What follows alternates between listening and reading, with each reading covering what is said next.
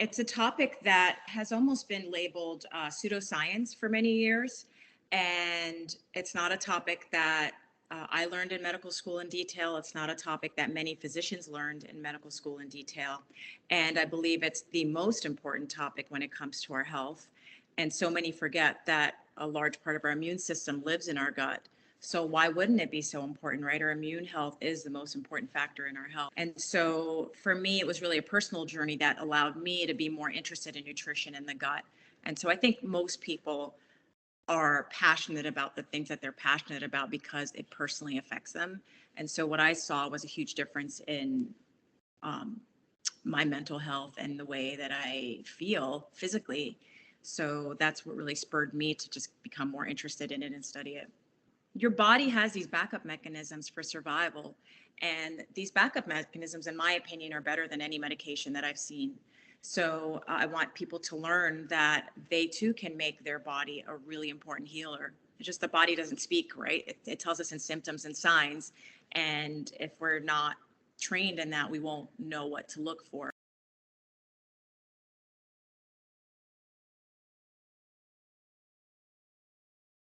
So the Staten Islander News Organization is here this morning again with Dr. Christine Bishara. Dr. Bishara has been interviewed with us before. She's a certified internal medicine physician, certified National Board of Physicians and Surgeons, certified integrative medical weight loss by American Academy of Anti-Aging Medicine. Dr. Bishara has an illustrious background in the field of medicine and research, having authored one of the most important COVID-19 studies linking the microbiome to COVID-19. How are you today, Dr. Bishara? How have you been? I'm doing well. Thank you so much. It's good to see you again. It's been quite a bit. Yeah. And I guess changed. A lot has changed since we last spoke, I feel, right? Yeah, I mean, for one thing, you were busy doing something very productive, putting all this stuff into a form that everyone can digest. So for this interview, we're going to focus on your new book exclusively. You know, there's still so much to discuss, and even this might take more than one interview. So just to get started, what is the title of your book? My book is called The Gut Revolution. Okay, and how did you arrive at this title?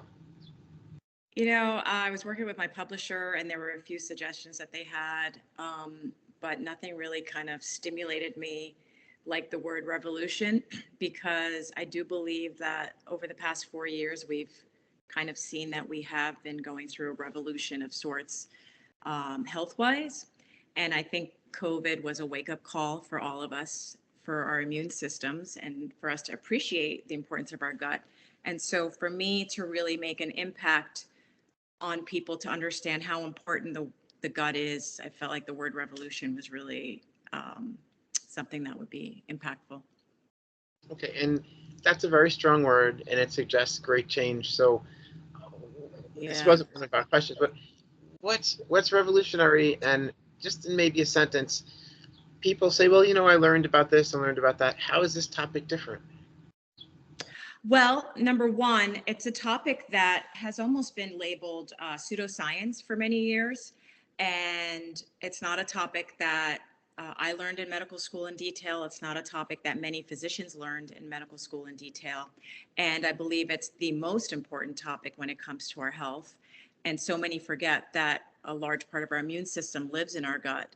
So why wouldn't it be so important, right? Our immune health is the most important factor in our health. So it's partly the reason why it kind of stimulated me to write this book, just because it's not a topic that has received as much attention as it should. But I think now we're starting to get a little bit better over the past few years. Okay. And what motivated you specifically to write this book? Because you have all this information available to your patients, and there's various places you could find some of the things you've said. So now it's like all in one place, like a compendium. Yeah, and that's actually what I say. I said, take this book as a companion with you. It's kind of your guide to help you. And what I realized, and I think a lot of people realize this with the past 4 years during the pandemic and everyone realizing how important immune health is that people weren't really taking what they eat as seriously. And what we saw was a huge discrepancy, right, between people who are overweight and getting really sick from COVID, and unfortunately some of them succumbing to it, and then a healthier population, especially children, that didn't get sick. And so why not look at the gut? And, COVID has become a household name now, right? But I want to make the gut, specifically bifidobacterium, a household name, just like COVID became a household name, because in my opinion, that's more important for health than the word COVID. Yeah, I've noticed, in fact, a lot of medical professionals, they don't have much of an appreciation that what a patient eats can affect them. They understand that if they eat a medication, it can affect them adversely, or maybe a few different foods might affect them adversely. But aside from that, a lot of us have experienced meeting doctors who are like, no, it's all the same. It's, relatively, it's, your genetics and all this stuff. Yeah, and we've seen over time that genetics does matter, but epigenetics, which is the Mhm. ability to change your genes through what you eat and consume, whether it's food or just your lifestyle, makes a bigger difference on our outcomes. And I don't blame doctors per se, because again, we really weren't taught this in medical school. For me, it was always something that was of interest to me personally, because I was someone who was an obese teenager and battled with my weight, but also my mental health was affected by the fact that I just wasn't eating properly. And so for me, it was really a personal journey that allowed me to be more interested in nutrition and the gut. And so I think most people are passionate about the things that they're passionate about because it personally affects them. And so what I saw was a huge difference in um, my mental health and the way that I feel physically. So that's what really spurred me to just become more interested in it and study it, and eventually write this book. So. Okay. What are the 5 most important topics you want the reader to come away with knowing in greater depth? Just like a brief, like a couple of words on each topic. Yeah. Well, the gut is really the mother lode. And so everything stems from there. So if you want to learn more about how to manage your weight and just stay healthy, the gut is that for you. If you want to learn how to be mentally more healthy and have better mood, this book is there for you as well, because we forget that our body makes neurotransmitters. Some of them are made in the gut, and these neurotransmitters affect our mood, like serotonin. And so if you're not eating the foods that make serotonin, you're going to be affected. So that's one thing. Another thing is your body has these backup mechanisms for survival. And these backup mechanisms, in my opinion, are better than any medication that I've seen. So I want people to learn that they too can make their body a really important healer. It's just the body doesn't speak, right? It tells us in symptoms and signs. And if we're not trained in that, we won't know what to look for.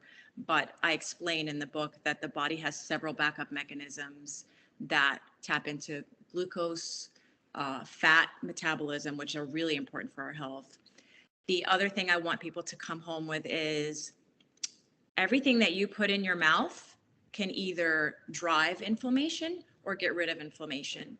And so it really does matter what you're eating. How many is that for? Let's see, what else? I also want people to be positive and know that you don't have to have a medical degree in order to improve your health. This is all internal mechanisms, and it's fairly easy to change our gut and to change our health just by what we eat. Okay, thank you so It's much. more about empowering people to really understand their body and know that it's in their hands to change Okay, it. Dr. Bishara, so who would be the intended audience for your book? Yeah, this was something that I kind of thought deeply about when I was writing it, because again, it's an interesting field of medicine where a lot of physicians don't know as much about the gut as they want to. And so I wanted to make this accessible to people who are in the medical field, but also an everyday person who really just wants to improve their health.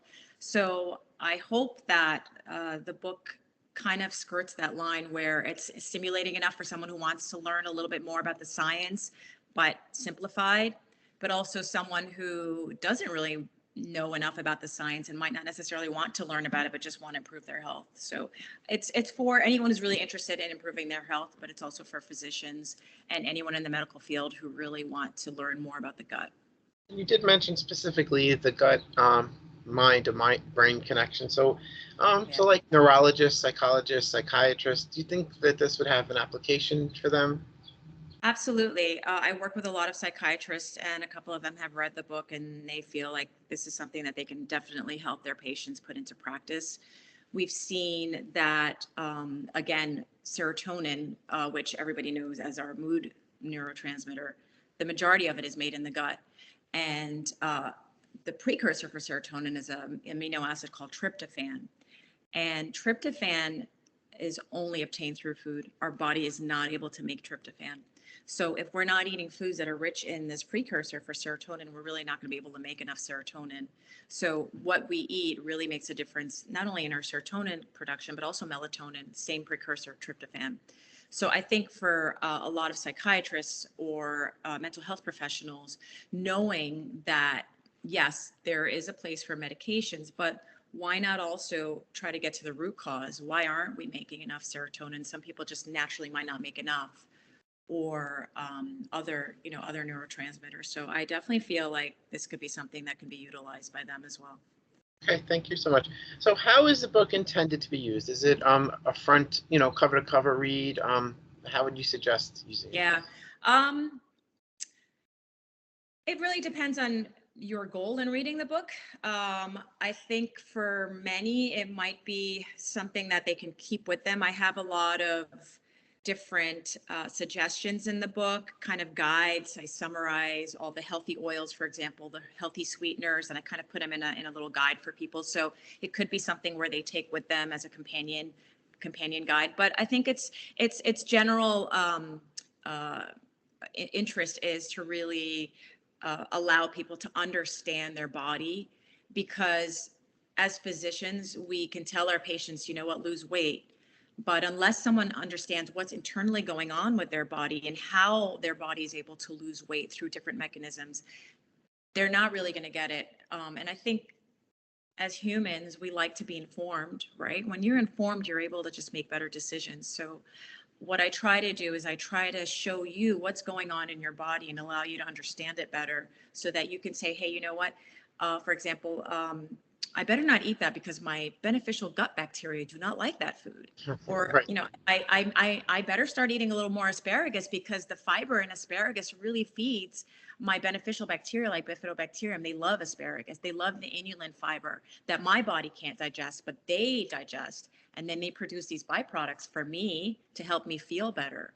So you're eating for yourself, but you're also eating for all these organisms. So Right. it really I think depends. it also seems to be a change in terms of weight loss, from making it like a stigma and the whole idea of willpower and all that stuff, to Yeah. something that, well, there's actually a science behind it. And if you ignore the science, all the willpower in the world will help you only so much. Absolutely. And I devote a chapter in my book on weight and the gut. And we specifically discuss GLP-1 receptors. Where a lot of people might remember the word GLP-1 now, because this is the receptors that the medications that are out now, semaglutides, and all of those work on these receptors. And what we don't realize is that we actually have natural GLP-1 activators in our body, but we just have to feed them what they need to activate those receptors. So again, beneficial bacteria like bifidobacteria, Akkermansia is another one. Those actually, when fed properly, they produce these substances that affect the GLP-1 receptors, but they also produce substances that send signals to our brain, satiety center, to signify that we're full. So we do have medications, and I'm not discounting that some people need medications kind of to help them. It's like when you break your leg, you need crutches for a little while to help you. And I know a lot of people, I think the benefits of taking a medication, for example, with risks kind of outweighs sometimes, because if they're overweight and they have obesity, they may have other medical problems. But what I'm saying is that you have an internal GLP-1 receptor factory in your body, and you're able to tap into that with the proper foods. So for the general population, I think changing your diet is really going to make the biggest difference. And when you say about willpower and all those things, yes, you're right. But when you feed your bacteria what they want to eat, they send these signals to the brain. And so the willpower is a little bit better controlled. The reason why some people aren't able to eat less is because they're not feeding the beneficial bacteria. They probably have more of a ratio of harmful bacteria that are always hungry. The way I describe it in the book is, think of them as like these monsters that are constantly wanting to eat and they're never satisfied. And so they're always just hungry. Whereas if you feed the good guys produce these amazing products for you, including satiety signals. So on the scale of real life significance to the reader, how would you rate the information you present? And why might this be important, or let's say essential reading? I mean, I guess we all want our book to be successful, those of us who write. So I think personally it's essential because it's your body, it's learning about your health, right? And if you think about anything in the world, what is more important than anything? To me, it's health and to be healthy, right? People talk about this and they don't realize it until they lose their health or their health is affected by a medical problem. And so for me, it's essential reading for everyone because you have the power within your body to be able to heal. You just have to feed your body what it needs. Okay, thank you. Okay, now the book provides a solid foundation on the science of the gut microbiome and delves into the chemistry as well, demystifying what many think of as a pseudoscience by presenting scientific fact brings the discussion of diet and other things from a place of scorn to a place of undeniable respect.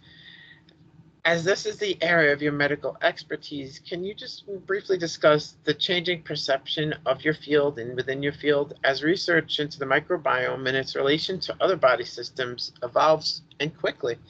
Do you find that people today are more receptive to considering what you present as a medical professional simply because there is more in-depth research? I think so. I think a lot of times when there's a novel idea, people are quick to dismiss it, especially if you think about your body being controlled by these little organisms living inside of you, right? So I think it's kind of a foreign concept. But I think, again, COVID was a wake up call. And if I compare my discussions with people today versus my discussions with people 4 years ago when we published our study about the link of bifidobacterium to COVID protection in children, I had a lot of animosity from colleagues who really didn't understand the gut, and from patients and many people who really, I wouldn't say mocked me, but yeah, kind of mocked our study. And it wasn't until several other studies started coming out showing patients with deficiencies in these beneficial bacteria were actually doing worse. And so it was almost just a matter of time where people are starting to absorb what's really happening. And then we also saw that certain individuals were getting sicker than others. And I don't think one single child died from COVID. And so we really have to understand, what is it with children that protected them? And it's the microbiome. Their microbiome is very different. They have more of this bacteria. So yes, the conversations have changed dramatically today than 4 years ago. And I think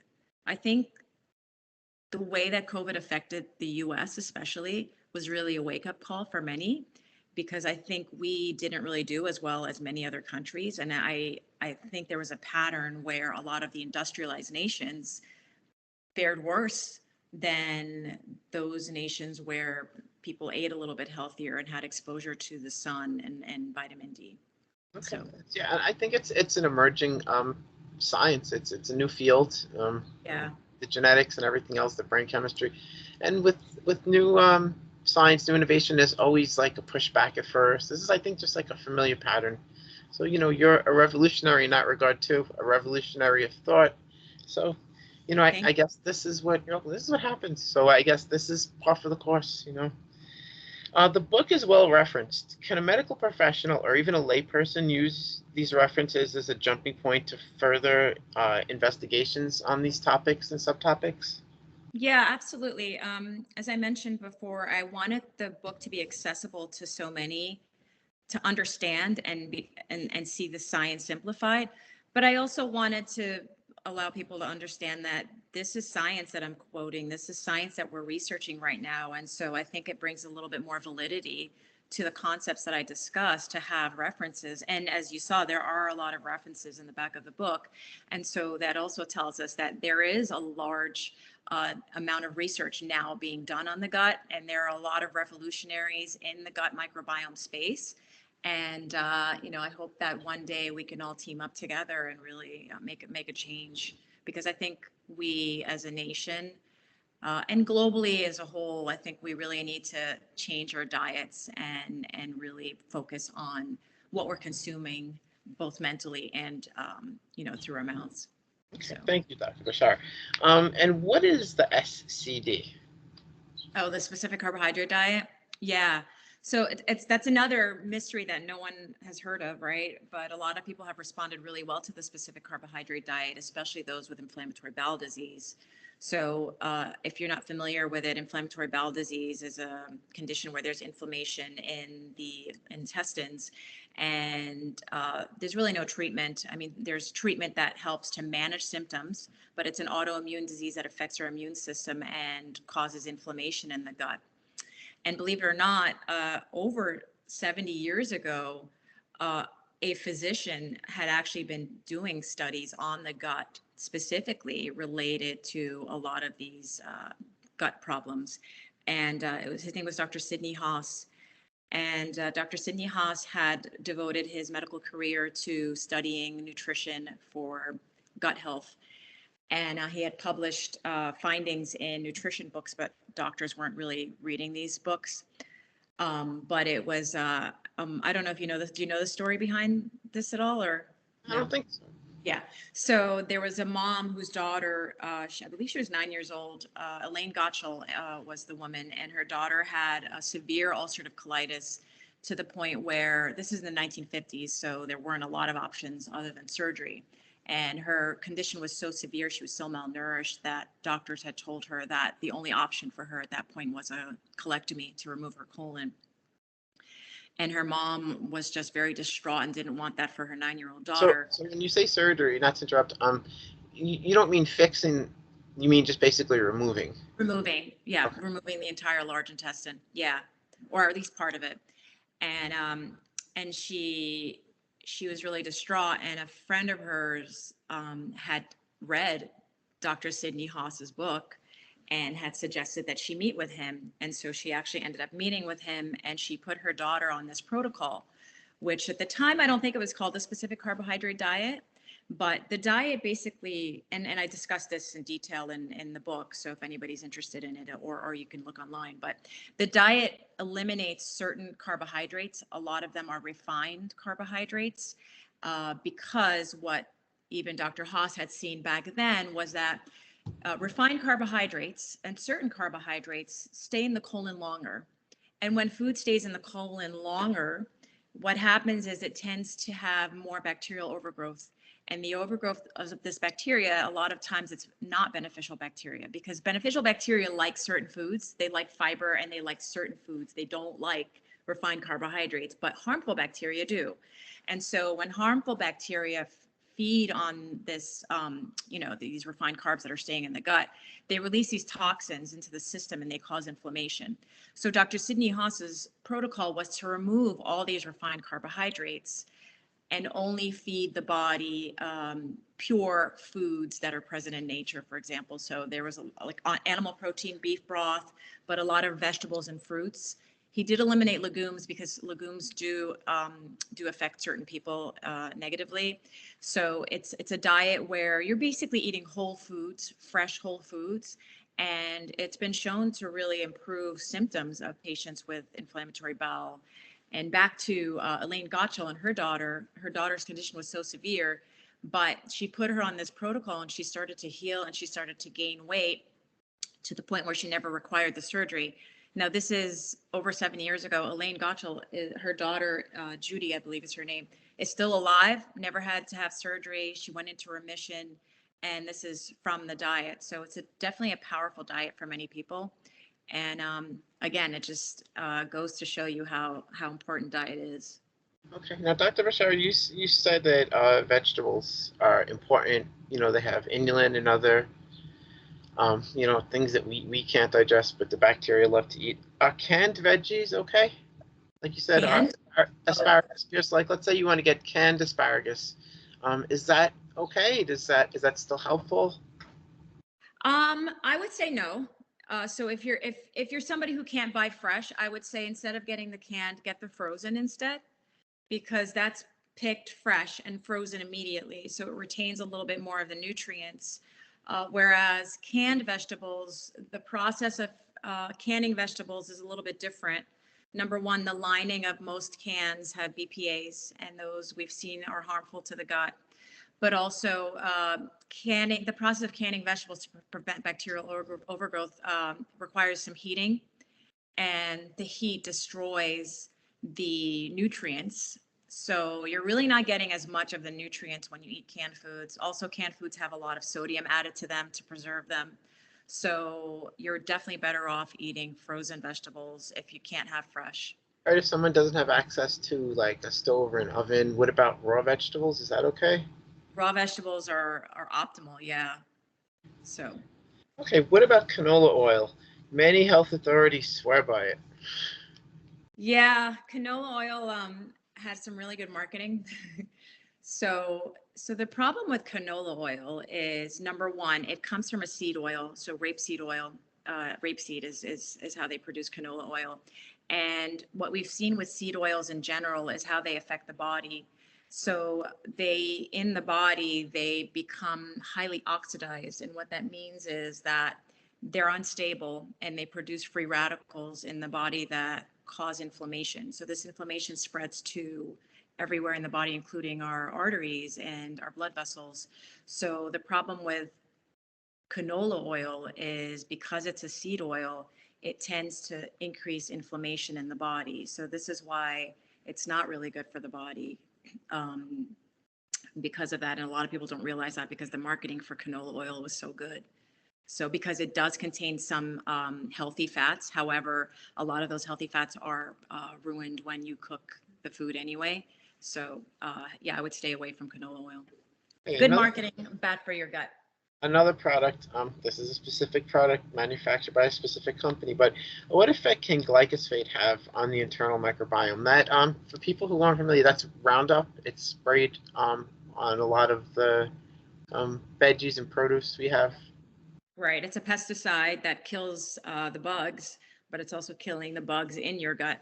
So glyphosate has been shown in numerous studies to affect the gut microbiome because again, what it does is it kills off the beneficial bacteria. So when you're killing beneficial bacteria in your gut, you're allowing harmful ones to take over the space that the beneficial ones were taking over. So for example, if you think about the inside of your gut, kind of like Fort Knox, right, where it needs protection, the barrier. And so if you, the more beneficial bacteria you have in your gut, the more they act like soldiers and they protect the gut lining. But glyphosate has been shown to kill off a lot of these beneficial microbes.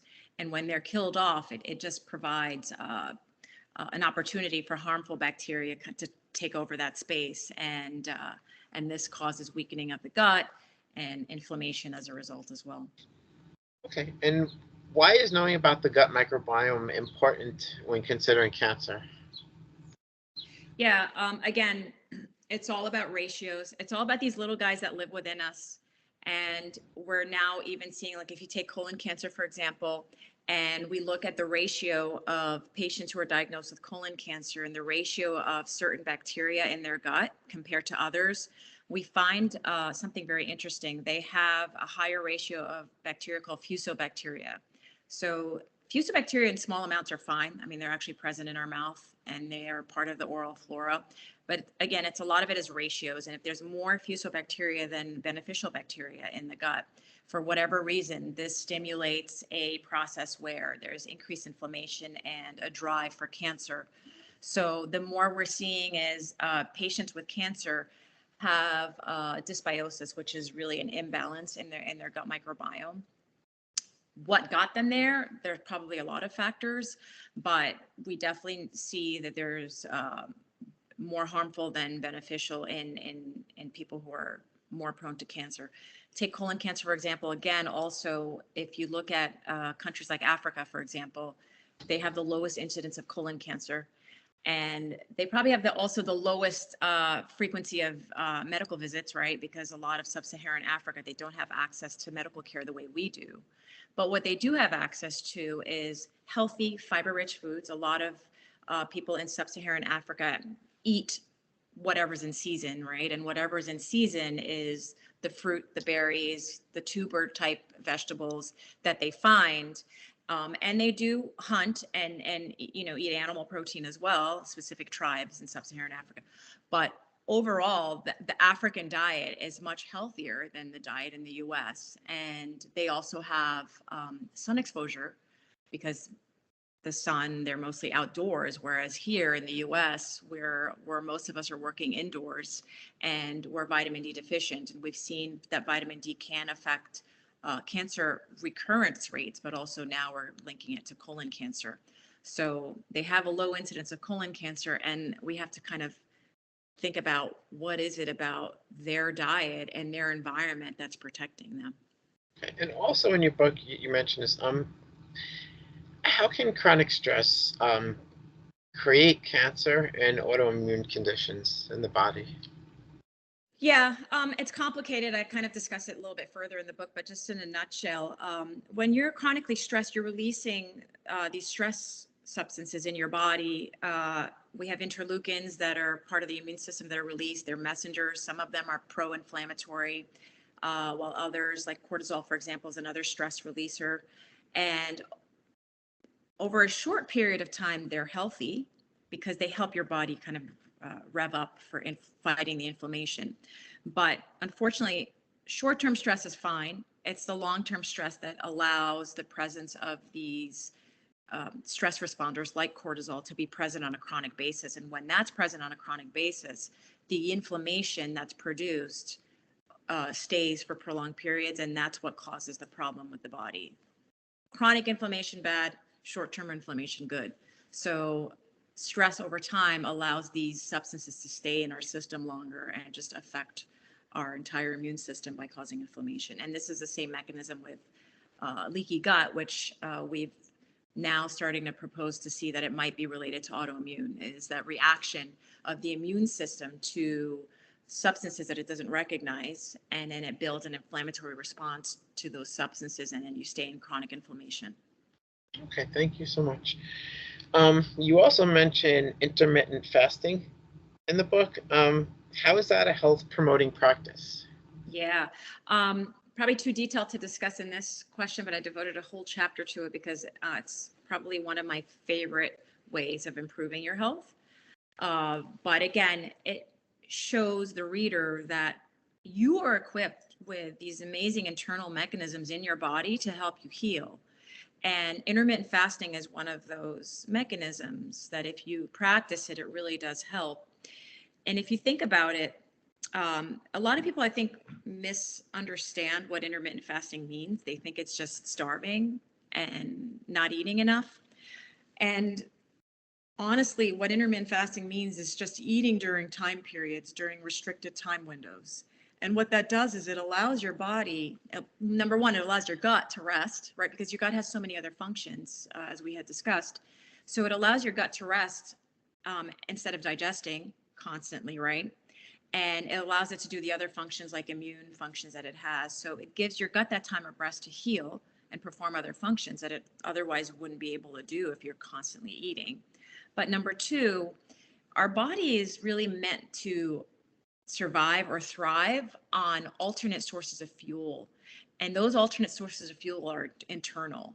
So we always talk about eating food and it provides glucose to cells and all that wonderful stuff. But you have other sources of fuel within your body, like stored glucose in the liver, which our body doesn't tap into until we've restricted time to at least 8 hours of not eating. And when it taps into that, it starts to burn secondary sources of fuel to provide for ourselves. But then the beauty is our body starts to also kick into fat cells to burn fat into ketones. And we know with everybody doing, keto diets is ketones are a really good source of fuel for not only all of our cells, but our brain cells as well. So that's just part of how intermittent fasting really allows our body to kick into these secondary mechanisms that are so healthy for us. Okay. And what is the connection between the gut microbiome and mental and emotional well-being? Yeah, again, we have to think about all these organisms in our gut that are really working. They're like factory employees, and they're really working to make neurotransmitters. So we know a large part of dopamine is produced in the gut. Most of serotonin is produced in the gut, but a lot of the foods that we eat produce certain neurotransmitter precursors, like, for example, GABA, right? Which a lot of people don't know, but GABA is a neurotransmitter that helps us fall asleep. It helps us stay asleep. It also helps us to stay calm. And if we're not eating foods that are rich in precursors of GABA, for example, we're going to feel more anxious. Or if you're not making enough serotonin, as we mentioned, you're also going to just feel like your mood is down. Another neurotransmitter called acetylcholine, for example, that's the neurotransmitter that's present in our brain and helps our nerves travel at faster rates. So if we're deficient in acetylcholine, we're going to start feeling brain fog, for example. And how do we get acetylcholine made? Well, the choline molecule is a fat molecule that surrounds this neurotransmitter. And again, choline is something that we can obtain from food. It's because it's a fat molecule, we want to eat fat rich, good fats, rich food, so that we can make more acetylcholine based on what we find in these foods. So a lot of what we're eating and what's in our gut affect our cognitive function, like for example, acetylcholine, but also our mental health and mood as well. Okay. And how can the condition of the gut, lead to brain inflammation? Yeah. It's interesting because we have connections, right? We have the gut brain axis, and the gut sends signals to the brain.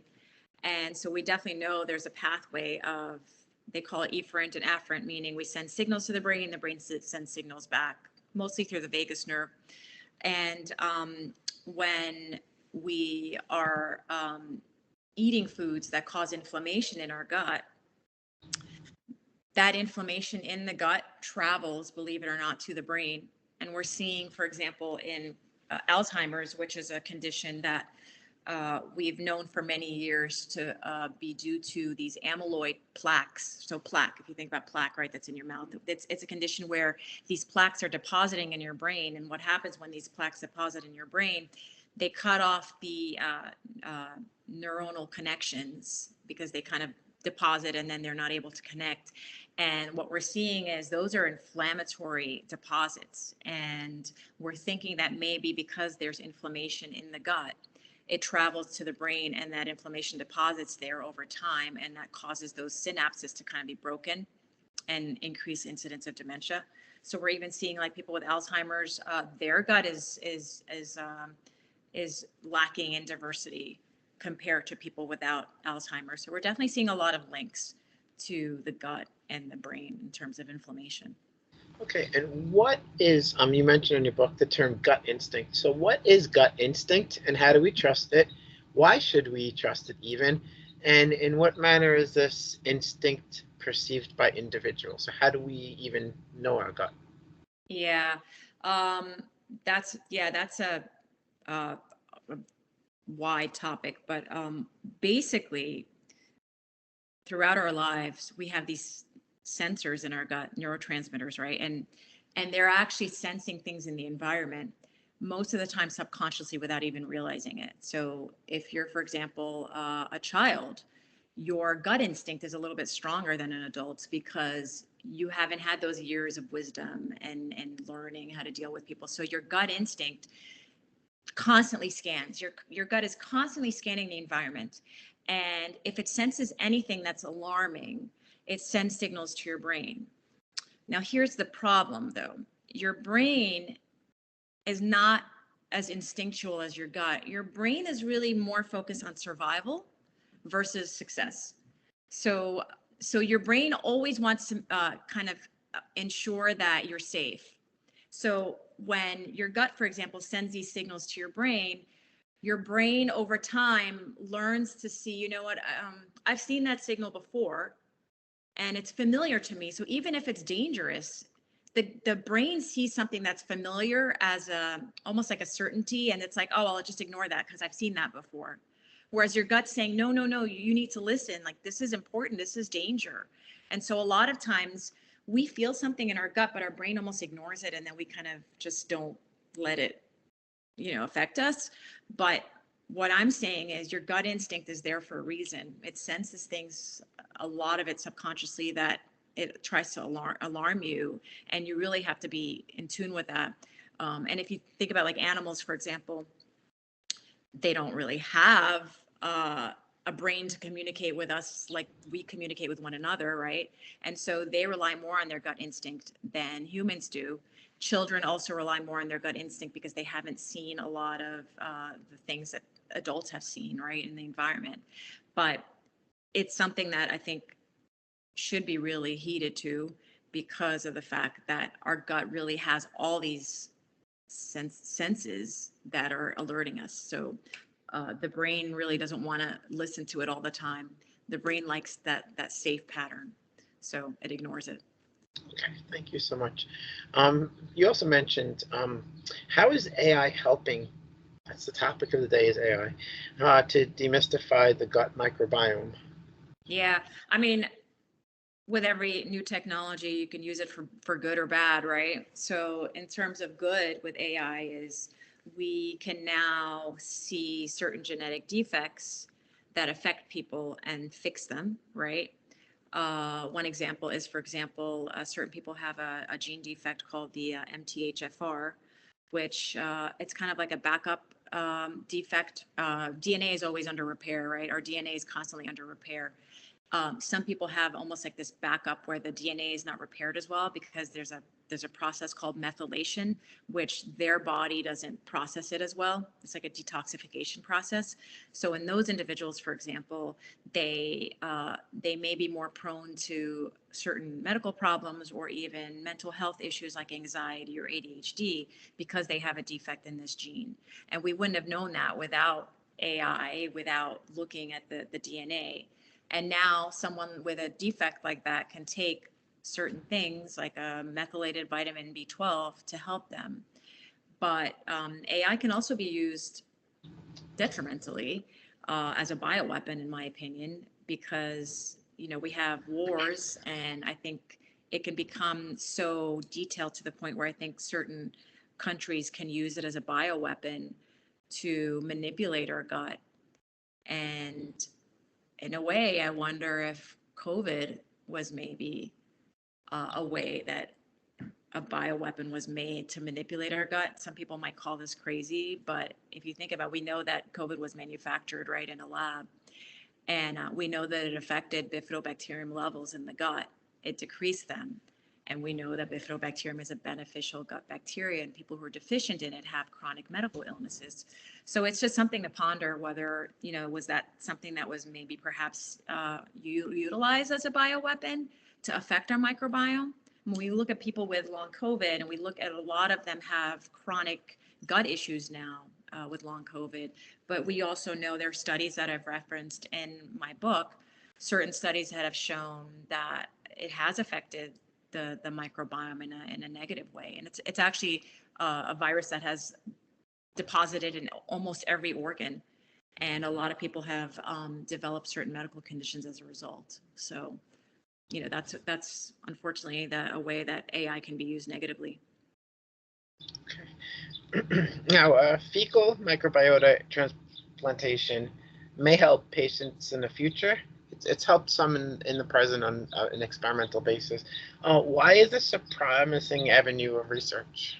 Yeah, it's interesting because we haven't used it in a lot of cases, but there's a lot of research into looking into whether or not it can be used for people with autism or people with inflammatory bowel disease, because what we see is this dysbiosis, right, which is an imbalance of harmful and good bacteria.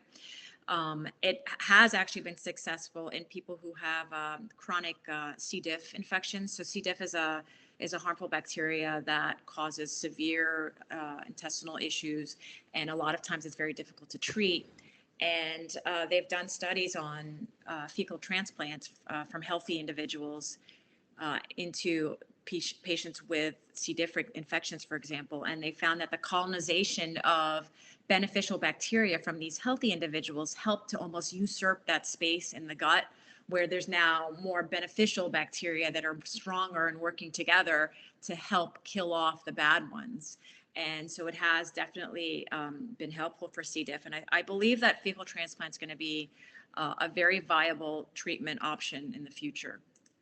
Okay, and my last question for today is, how can a person reasonably consume 25 to 30 servings of fresh fruit and vegetables per week, as you suggest? Now, does that mean 30 different fruits and vegetables? So all different, 30 different?